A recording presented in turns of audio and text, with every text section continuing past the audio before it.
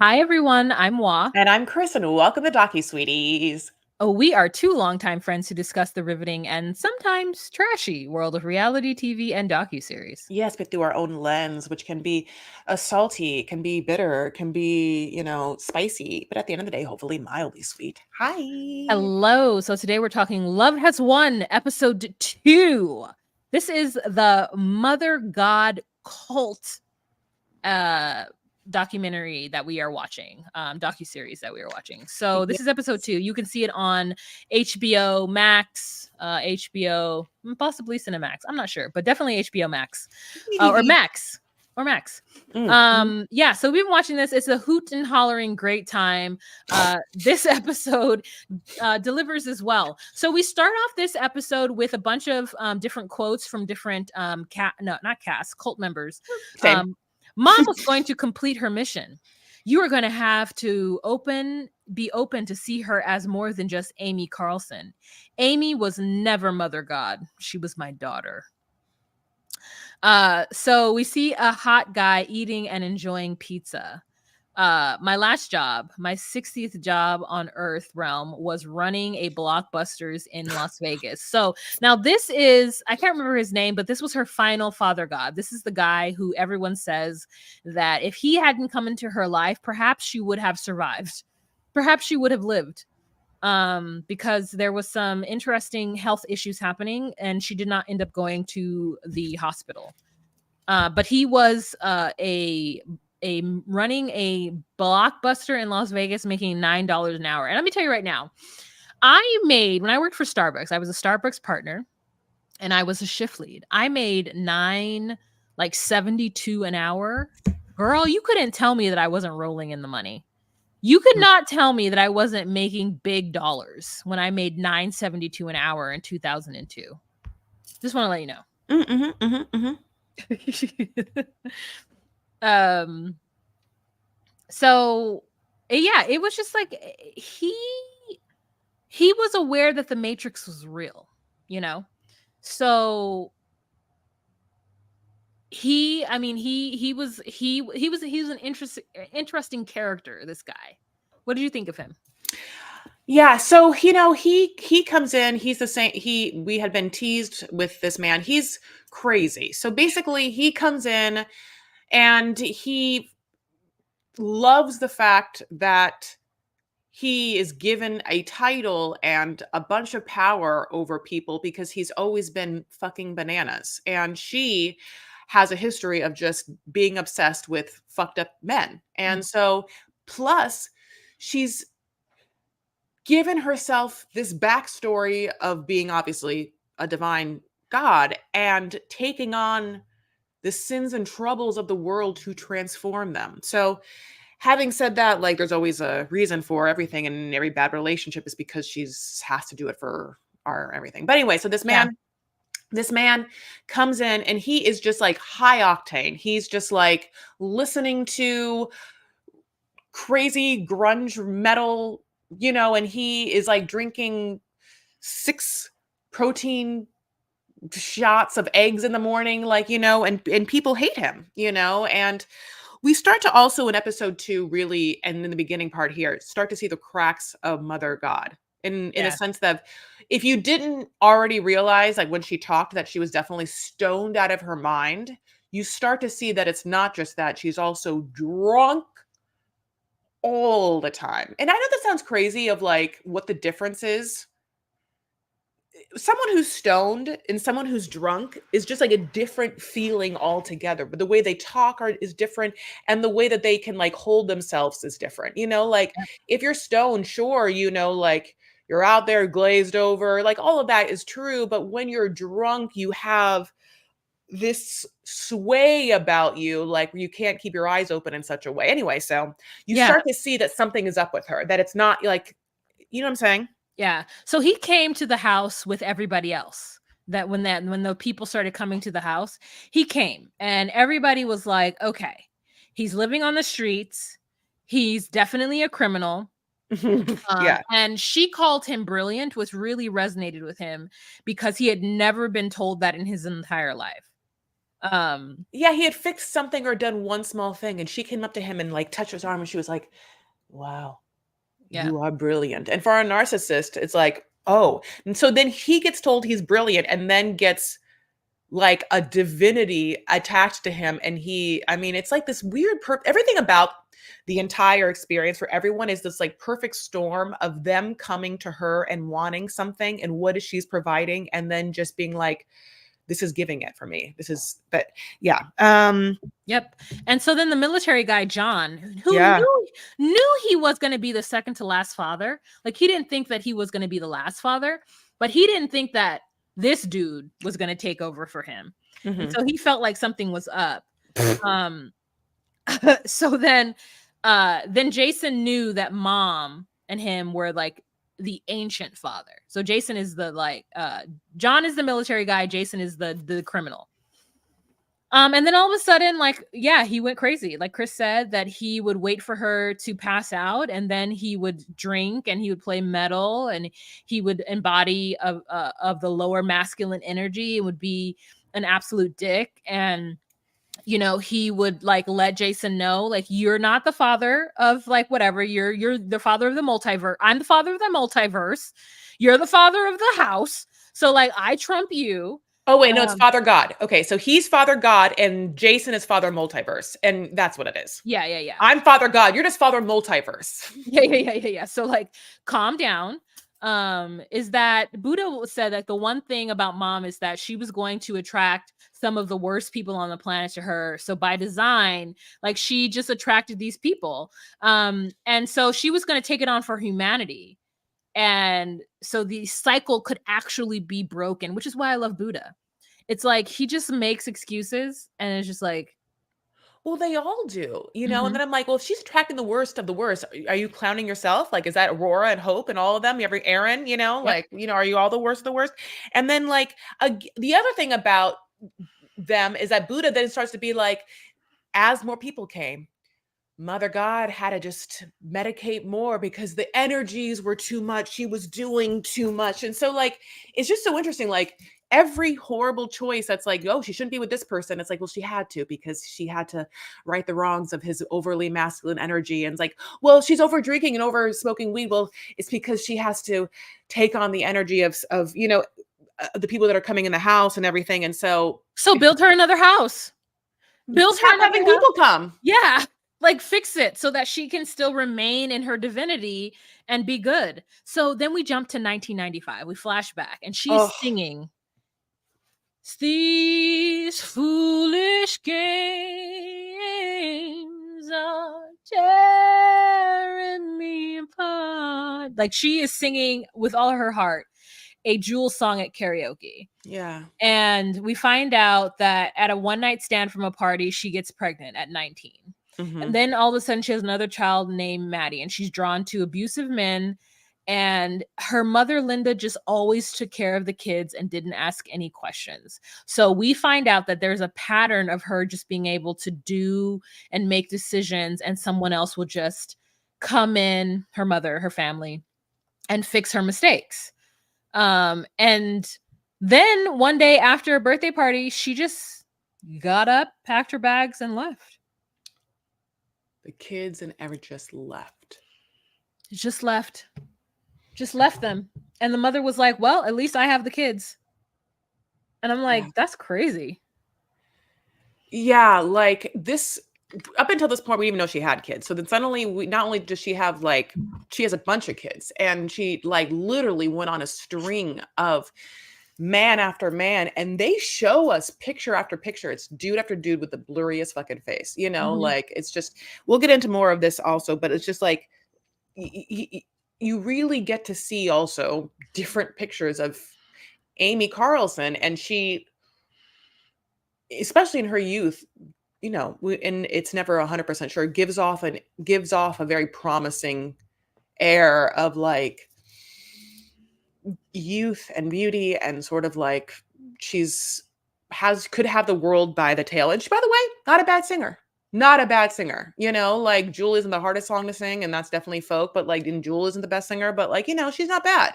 So it's so interesting how it goes wrong. And obviously, the picture of who we are, we know now, and this picture is so vastly different. And even the mother god we're seeing now in episode 2 is so vastly different from what we know she's going to be at the end, because we had the first image of this docu-series. So it's like it's a fucking nightmare of a transition for this person. And we start to also, I think at this point, really start to want to know why, like how and why, like how did this happen? Like, what is it? Like, how did this person go from this to this? Like, anyway, so yeah, basically we go back to 2008, and everyone's just talking about, we thought that mother had good intentions. Some of us have, issues with how she would do things, but obviously Father God was not it for us, and he was fucked up. And they have a lot of like, their videos of being like, all you have to do to Father God, who's like being like a petulant child somewhere in a tent, is go up to mother and say how sorry you are to her for hurting her feelings. And he's like, you're right, or whatever. Basically, Mother God's like, you're fucked up on meth all the goddamn time, so we're going to leave. Half of the commune, you have to go. Okay. She's like, we're gonna go up to. They leave. They just like Oregon. go up to Oregon. Yeah. And then the other half has to go somewhere else. And then she's like, Father God, if you're worth your shit, if you're really Father God, you'll find us. Bye, bitch. Yeah. Yeah. And so they just leave. And then because he has to get off the meth because of all the like drama. The Galactics guided them to Oregon, and Jason had to stay. And if he was the real, he would find a way.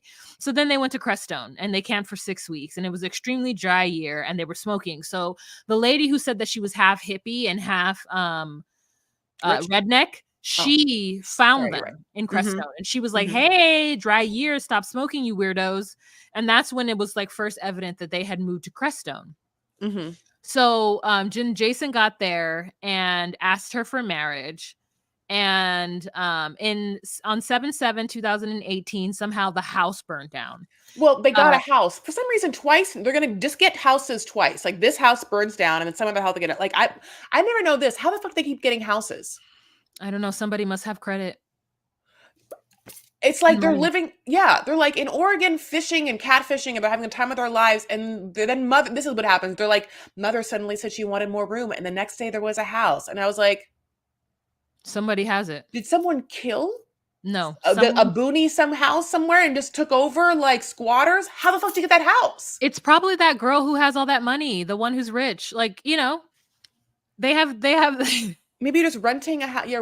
Okay, had it. So one of them had some sage and decided to cleanse the house. Aaron. It's Aaron. Okay? Aaron. One with the kids. Yes. One with the kids. It's Aaron. Aaron burned the house down. And then Aaron went to her and was like, hey, mom, it was me. She's like, I know you, bitch. I know it was you. The Galactics told me, you bitch. Yeah. And somebody had to, before the house burned down, they went in and got mother's vodka and ice. They made sure to get the vodka and ice. And I'm like, damn. They went in a burning house to get vodka and ice. Like, they couldn't just go down the street and get it at the 7-Eleven. Ice. She couldn't even have it room temp. How Chelsea Handler of her. This is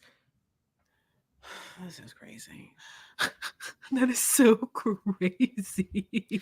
Every part of that is crazy. I know, bitch, and the angels told me. So then then I'm helping them get their final house, which is they call Mission House, which is broken down. They renovate in 2 days, and this is going to be the final resting place for mother. They show off mother's room. Then we start to take another layer, which is the component of food. Like, this is going to be, this is a deep dive, but we're obviously talking about weed, and we're talking about alcohol and other drugs like meth or whatever. And the Galactics are telling them, and she's getting ideas, and they're telling her crazy things. But then another part of Amy and the Galactics, and we haven't said it, but a lot of the women are all very tiny, very slender women. And then they say the Galactics guide their eating. And it's very nuanced and specific. They say at first it's just simple foods, but then it's like simple foods like a veggie tray or a grilled cheese, or like there's a regimentedness about it, a very specific way of how they want to make it. We start to see scenes of her getting really mad at people if she's like, I said I wanted chicken parmesan and you made meatball, like, and it's funny because she seems to be a very abusive to herself, abusive to people. They are taking her abuse as she gets drunker and more fucked up because she is a vehicle of God and the Galactics or whatever.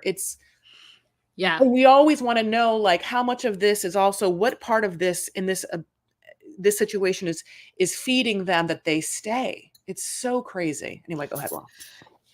Yeah, she sits in her room 24/7, and she's training them to be oracles. She's training them to be oracles. Aurora and Hope. Aurora and Hope start to be like her things. And they would get guidance through the Galactics, and they, to talk to Robin and to talk about protocol. And her Galactics agreed on her eating certain things to get the protocols. So shrimp cocktails, dips. She loved Velveeta grilled cheese, which was Gross. like, oh, trash.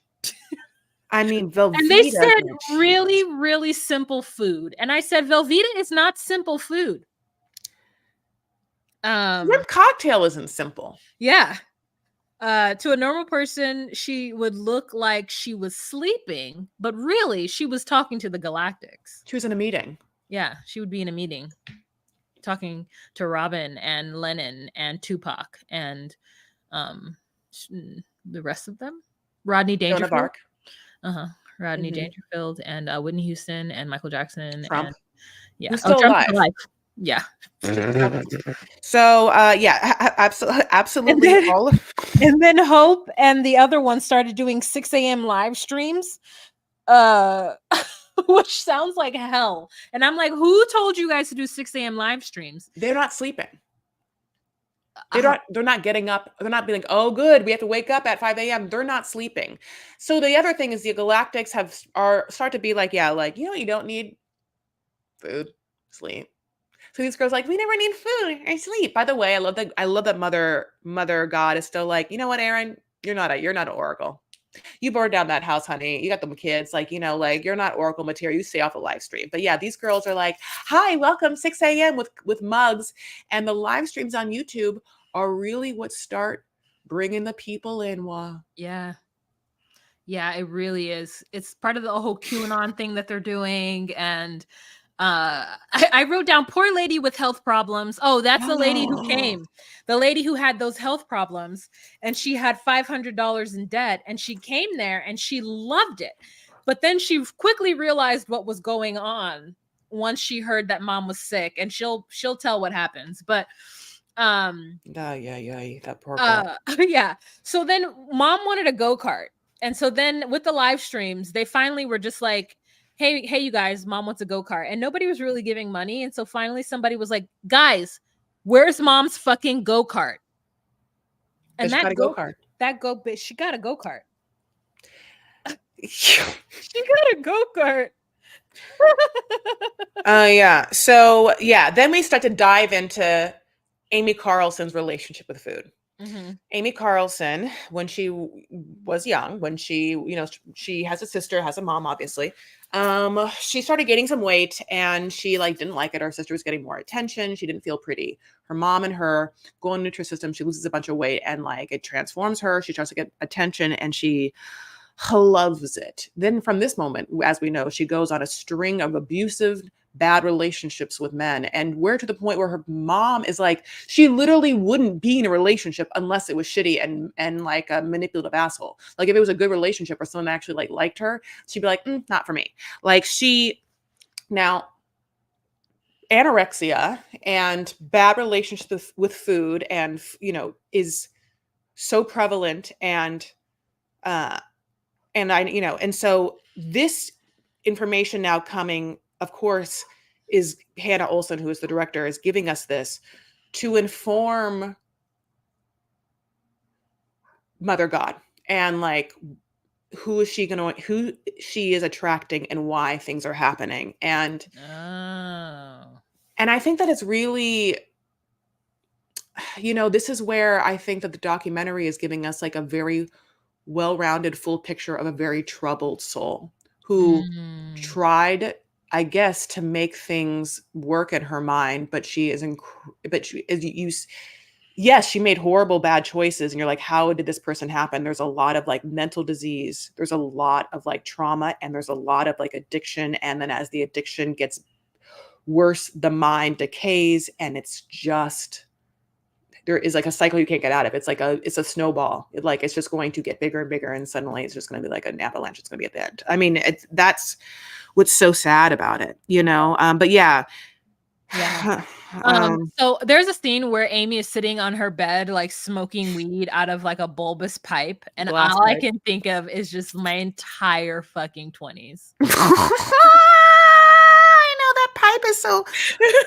Oh, I Pipe. know it. So I was like, oh my God. Oh my God. That's all I wanted in my 20s was to have a room that was some kind of like teal or like light purple colored with lights, and to have ashtrays around the place with like pipes on every surface, so that anytime I walked by anything I could just pick it up and like take a toke. Like wake and bake was my life. like like it's so funny because whenever people are like, oh, all he does is smoke weed, I was a fully functioning human being. I would get up, take a toke, shower, get out of the shower, take a hit, go make breakfast, take a hit, drive to work, hit, go hit. like, what are you talking about? Full function. So like, what? Anyway, so that's what it reminded me of. It was just one little moment, and then after that, I was like, I just didn't have a cult. So what it was I doing wrong, right? So then we have Erin, who says that she was grateful for her childhood, even though it was full of trauma and other things that are terrible, and Oh, torture and abuse, because she was able to meet mom, which is the craziest statement ever. That woman needs some like help. You cannot ever tell me that you are happy that something so traumatic happened to you in your life so that you could meet some other crazy later on in life. Hope and Aaron are out of their mind, and I'm so sorry for them. Like, no one gives me pause or more anxiety than watching Aaron or Hope talk in this. Like, they just have the most blankness in their eyes, and their regurgitation of absolute nonsense with smiles is like it's the scariest. I mean, it's like borderline scary. And I just like I don't know how you right those wrongs. I don't know how I don't know how you help these women. I don't know how they heal. Yeah. Apparently Robin Williams was not a kind spirit. And so someone outside of that created a group on Facebook to expose Love Has Won. And that was one of the girls' mothers. And so that's when it started getting traction, and people's families were like, people's families were very concerned because folks were losing, kids and stuff to Love Has Won. And so uh someone also then made a bad quesadilla, and Robin was very upset with that. So just so interesting. It's so interesting. So when she was upset, she would blame the Galactics, and then they would blame Jason. Jason admits that he brought darkness into the home, and he killed her energetically. He killed her. He was like, "Yeah, I killed her energetically." Yeah, he So he dramatic. wants to play a bad guy so badly, and he's like happy to do it. So he's the psychopath, and I also feel like knows that a documentary crew is filming him. Ignore everything I said. Uh, Okay. you know what I'm saying? Like, he knows it. So he is happy to sit in this chair with, lights on him and be like a character because this is feeding him the same way Mother did. This is the same thing as You're Brilliant. He's Yeah. sitting there being like, I'm the bad guy. Yeah, I fucking killed her. Yeah, you guys are making this Netflix or no, I mean HBO, whatever, same thing. He's like he's living for this in a way that we have to understand. Yeah. So then this is where we get Amy to camera. We don't get a lot of Amy to camera talking. We get a lot of like everyone and stuff. So this is a very interesting part. Amy, we start to see to camera is bawling, breaking down, and her entire face is covered in boils. And she's like, I'm in so much pain. I'm in 800 levels of pain. You don't even know what that means because, like, no human has experienced this much pain. But Robin is with me, and Robin Williams being the person that is there for her and helping her through this pain and saying that she has to, like, endure it for humanity's sake and because she's the only one that can. And we're like, well, bitch, we know that you drink all day long. So now we're like Googling psoriasis symptoms. Yeah. Yeah. And so they didn't know how to help her. And it from the untrained eye, it looked like she was an alcoholic. Or the trained eye. Yeah, or or the trained eye. eyes. But or the eyes look like because it is any eye, honey. Stevie Wonder eye. Yeah. Eyes see. Okay. Ray Charles, right? Yes. But she was using it for medication and she was throwing up constantly. Ugh. And they were like her ribs were broken while doing it, which is like wild. You are watching the most extreme alcoholism. Yeah, I mean, and they were like, it was because of humanity's dysfunction, the reason why this was happening to her. And so then the sweet girl who came from the outside, who had a bunch of problems, who had $500,000 in debt, she was like, it looked like liver failure to me. And we're like, oh, great liver failure. So the Galactic team was going to evacuate her. And Robin said that Mom had to be a certain weight before they could pick her up on the airships. And so they were waiting for all the airships in Crestone. They were looking up at all the spaceships. Not clouds, Wah. Definitely not clouds that they keep seeing. And they're like, there's so many airships. I'm like, I know, spaceships, sorry. But there was a certain window of time that it was going to happen. And then Mom was like, I'm ascending. So they were all waiting and they were all excited. And that day actually never showed up. And so then she admitted to them that this was fake and asked for her Earth family. And then she drank a half liter of colloidal silver.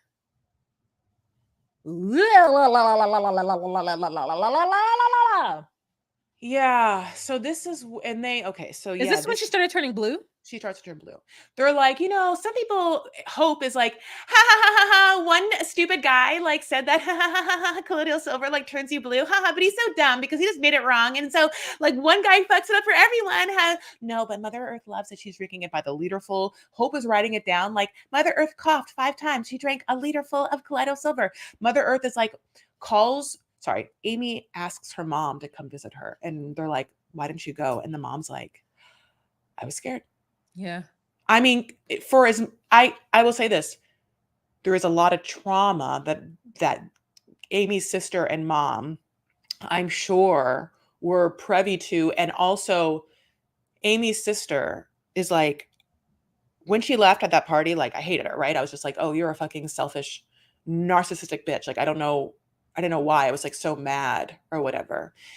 So,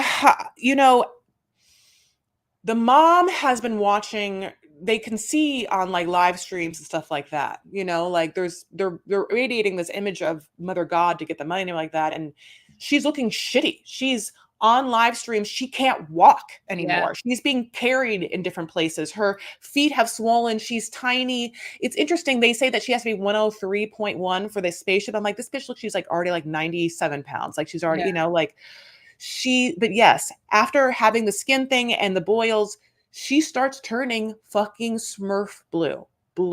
her face blew. I mean, like, that's the picture of her looking up. Like, in this, we have a live stream of her sitting next to Hope and uh, Aurora, and those are Hope sometimes is tan. I'm quite sure if she's doing a spray tan. I'm not quite sure, but like this bitch is blue. Her sister sees her and she's like, "Oh my fucking god!" Like, I didn't realize, like, she's so fucked up. But yeah, her mom was like, "I couldn't. I was too scared." And Yeah, one because other, then they would be yeah. liable for dealing all of this. Like if they went, they Uh-huh. then would be like their hearts would have to go out and take care of her. They would have to then plan everything. They would have to then go to the hospital, and they are too busy taking care of her 3 children.